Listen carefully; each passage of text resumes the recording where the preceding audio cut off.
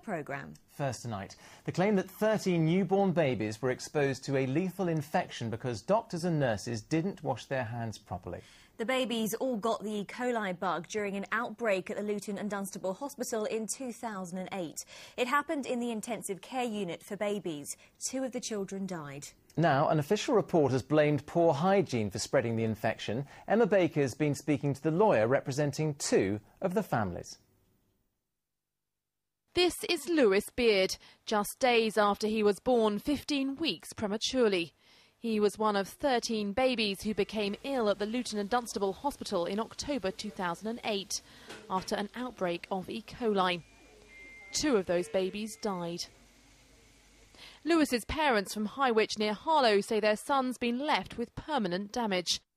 They're one of 2 families now suing the hospital after an NHS report concluded the infection was most likely to have been spread by staff not washing their hands or the equipment. They're asking lawyers to fight for compensation.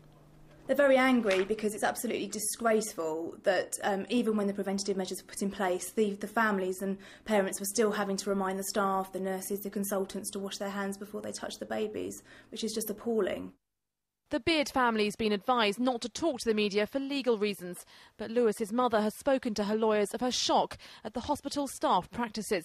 She said, along with other parents, I had to remind them every time they touched Lewis to wash their hands. I was beside myself with worry when we had to leave Lewis overnight because there was no one to remind them. The Luton Dunstable Hospital has said it will be challenging the family's claims. No one was available from the hospital to talk to us on camera today, but in a statement it offered its sincere regrets for the distress suffered by the families and said the hospital has already implemented the key recommendations of the report. Those recommendations included supplying extra nurses and ensuring the neonatal unit has a robust audit programme for hand hygiene. It's the second time this week that the level of care at the Luton Dunstable Hospital has been criticised. On Wednesday, the family of grandmother Clara Stokes from Luton spoke of their anguish over claims she was left in squalor on a ward after suffering a stroke.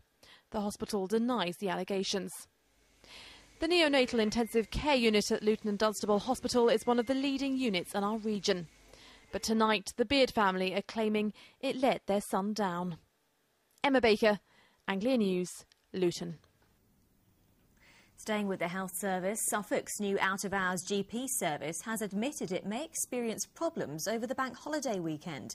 Harmoni took over the contract to run the out-of-hours service in Suffolk at the start of April. Technical difficulties and problems recruiting staff meant there have been complaints about long waiting times and unfilled doctors' shifts. Harmoni says it is working to fix the problems, but it won't be able to find instant solutions.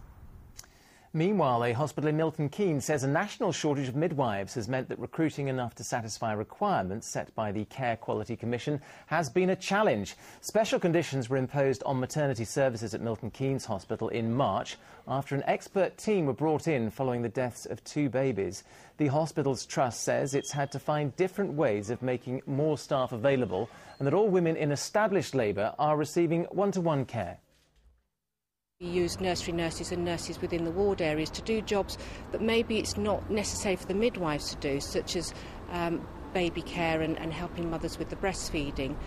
We're making sure that our support staff are appropriately trained, and then that is able to help us to provide the one-to-one care in labour, because that is our priority.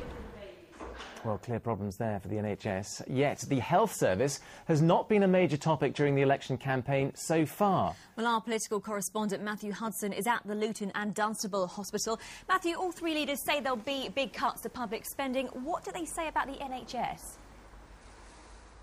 Well, Victoria, no real discussion, as you say, in last night's debate, and the reason is obvious. All 3 parties say that they will maintain funding for the NHS, and there's not a great deal of political capital to be scored this time around, but it is an issue that the public is interested in, so I spent part of this afternoon going through their manifestos, and they do all have their own ideas. For instance, the Liberal Democrats say they'll scrap central targets and guarantee treatment on time. Labour says it wants legally binding guarantees, including 1-week cancer diagnosis. The Conservatives say they want to make the NHS work for patients and not managers, and they plan to set up a cancer fund to provide treatment which is not currently available on the NHS. So there's some ideas. You pay your taxes, you take your choice. Indeed. Matt, for this week, thank you very much. Well, Matthew, of course, the final leaders' debate was last night. We were talking about that there. And now let's move on to another story. Indeed, if you've ever had anything stolen, you'll know just how good it would feel to catch the thieves. Well, one man from Cambridge who lost his laptop during a burglary not only caught the offenders, but also helped recover a host of other stolen goods. You know, instead of muscle, he used software to get even, as Stuart Leith now explains.